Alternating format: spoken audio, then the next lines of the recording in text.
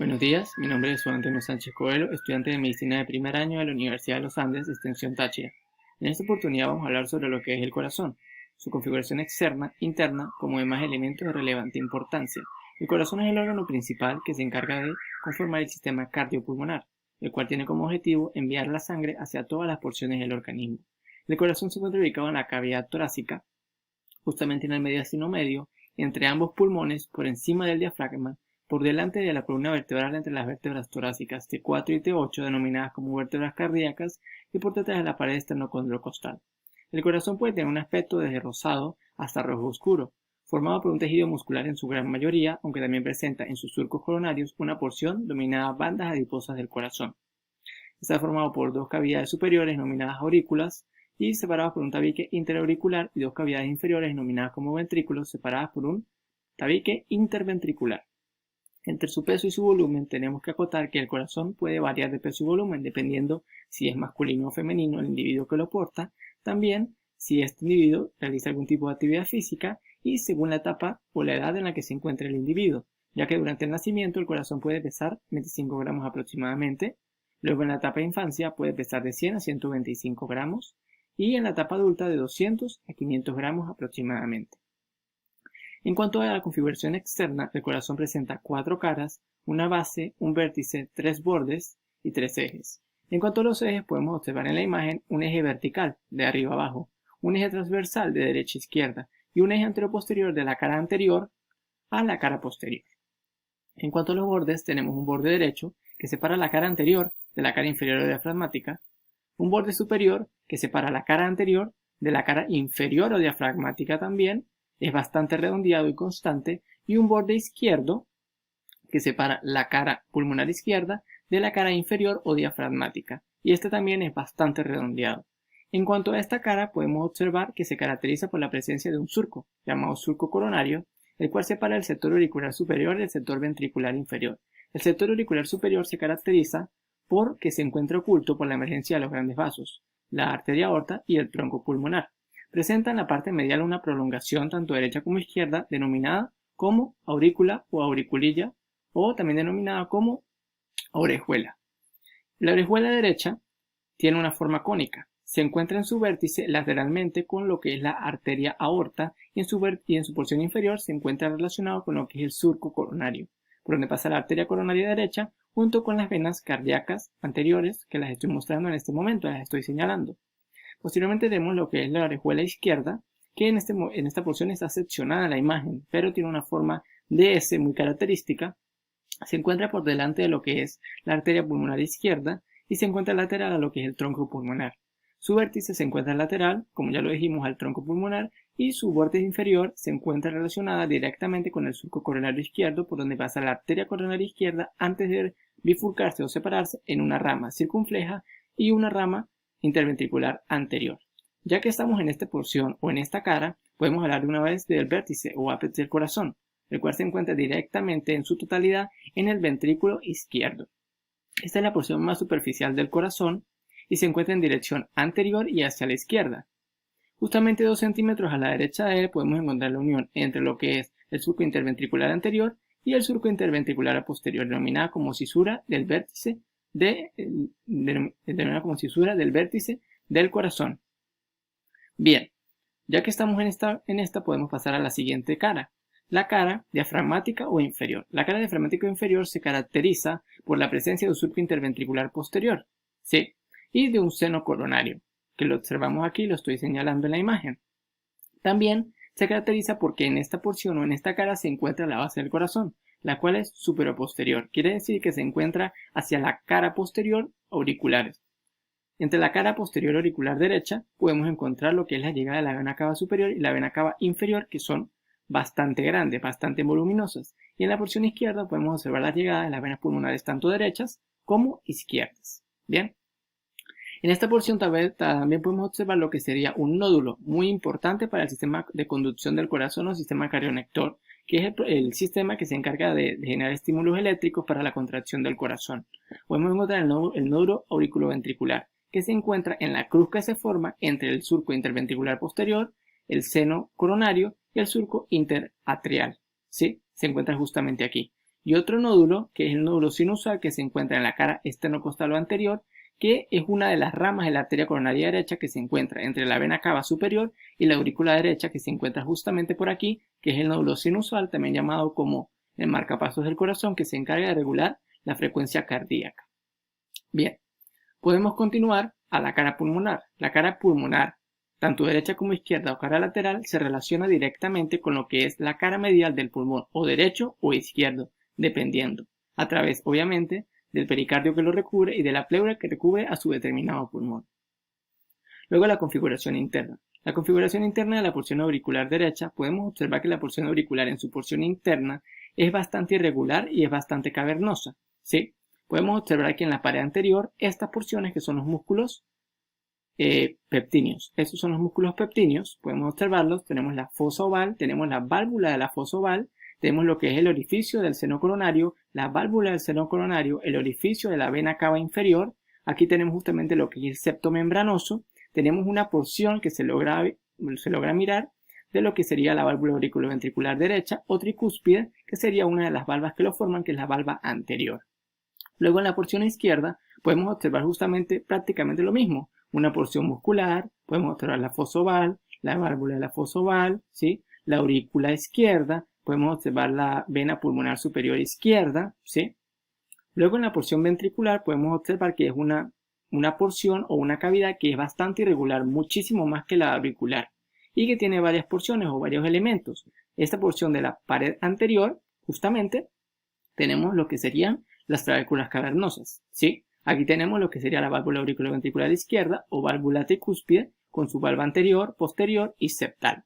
Aquí tenemos los músculos peptíneos anteriores, aquí tenemos las cuerdas tendinosas que se encargan de unir a los músculos peptíneos con la válvula auriculoventricular, los músculos papilares posteriores, aquí tenemos lo que sería la trabécula septomarginal, aquí tenemos lo que sería el músculo peptíneo septal, ¿sí?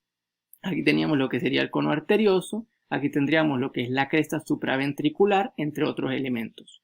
Y la porción izquierda pues es muy parecida, tenemos lo que es el músculo papilar anterior, músculo papilar posterior, las cuerdas tendinosas de cada uno, que se unen directamente el músculo con lo que es, en este caso, la válvula mitral o la válvula bicúspide, con las valvas anteriores y posteriores que las estoy señalando. Tenemos lo que es las trabéculas carnosas en la parte de la pared, aquí por debajo, ¿sí?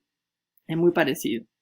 Entre las válvulas auriculoventriculares pues tenemos abiertas y cerradas. Las válvulas auriculoventriculares se conforman por dos, una válvula derecha o tricúspide y una válvula izquierda o mitral o bicúspide.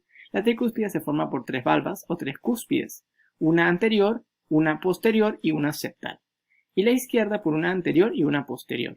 Y la porción donde se unen podemos encontrar esto aquí que se denomina como comisura, es la porción donde se unen cada una de las valvas al momento de que se encuentran cerradas. Bien.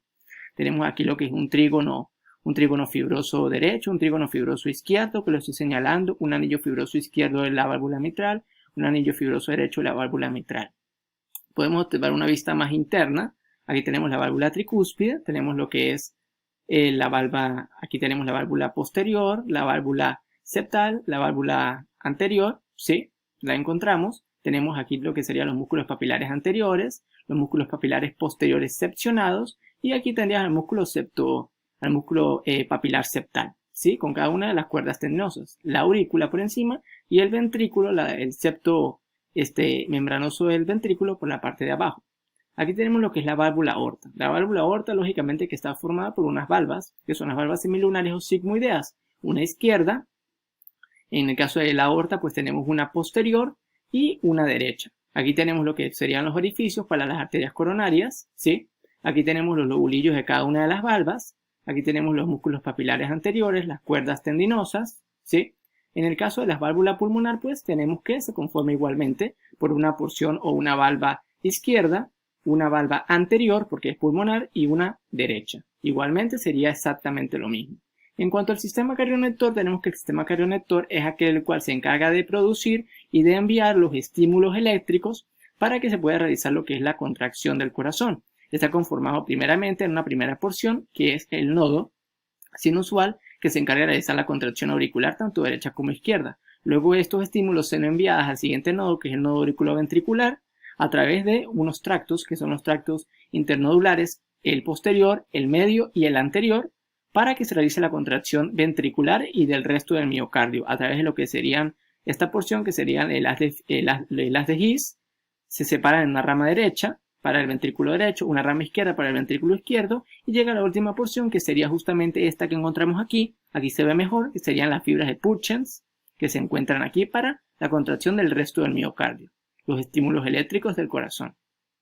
En cuanto a los instrumentos para su disección, tenemos que se puede encontrar un escalpelo número 3, existe 3 y 4. Para el corazón se usa el número 3. Si tenemos el número 3, debemos usar una hojilla entre 10 a 15. Primeramente una 10 para empezar a realizar unos cortes pequeños y luego se puede ir aumentando. Tenemos las tijeras tipo Mayo, las rectas y las curvas. Las rectas se usan para cortar sondas, para realizar suturas, para realizar cortes de tejidos superficiales que no sean tan delicados, y las curvas se realizan para cortes profundos que son más delicados. Las tijeras tipo Kelly las hay curvadas y las hay rectas. Estas tijeras se usan para la aclampar. Aclampar significa poder sostener un vaso sanguíneo, básicamente. Las pinzas tipo diente de ratón y las pinzas tipo Roma se usan básicamente para sostener algún tipo de tejido que lo estemos exponiendo a algún tipo de sutura o algún tipo de corte. Las dos prácticamente hacen lo mismo, solo que este tiene unos dientecillos en la parte distal que puede agarrar de una mejor forma lo que estemos sosteniendo, algún tipo de tejido. Y por último, la sonda acanalada, que sirve para poder ver la dirección de determinados tipos de fístula, así como también para el drenaje de algún tipo de herida o algún tipo de absceso que se pueda formar sin que debamos perforar o dañar algún tejido que se encuentra en la parte inferior al que queramos diseccionar. Por último, para realizar lo que es la disección, se debe realizar de dos maneras. Primero, debemos analizar e identificar las estructuras externas, sea de las diferentes caras, sea la vena cava superior, la vena cava inferior, sean los surcos coronarios, sean los surcos interventriculares anteriores y posteriores, sean las arterias, sean los diferentes tipos de vena, todo lo que sea externo. Luego, para diseccionar, se debe diseccionar en orden de donde va pasando la sangre. Primero, aurícula derecha, ventrículo derecho, aurícula izquierda, ventrículo izquierdo. Lo primero que haremos será un corte en la parte superior de la aurícula derecha, un corte horizontal hasta llegar al borde derecho. Luego haremos un siguiente corte que será bajando o será descendiendo hasta llegar a la vena cava inferior. Luego un último corte horizontal hasta llegar al surco coronario derecho, ¿bien? Y luego sacaremos lo que es esta porción, extraeremos los coágulos que se encuentran en el interior. A veces están un poco duros, debemos de romperlos antes de poder extraerlos. Lavaremos con abundante agua y procederemos a identificar las diferentes estructuras que podamos encontrar en la porción interna de la aurícula derecha, como por ejemplo podemos encontrar lo que es la fosa oval, la válvula de la fosa oval, la cresta terminal, lo que es el septo membranoso, una porción de la válvula auriculoventricular o tricúspide, las diferentes porciones. Luego haremos la disección de lo que es la porción ventricular derecha. Haremos un corte un poco más abajo de lo que es el tronco pulmonar, un corte horizontal, y luego haremos un corte a 1 centímetro aproximadamente del surco coronario derecho en forma oblicua y otro a 2 centímetros de lo que sería el surco interventricular anterior, a 2 centímetros de él. Luego procederemos a abrir esta porción, extraeremos los coágulos que se encuentren y lavaremos con abundante agua.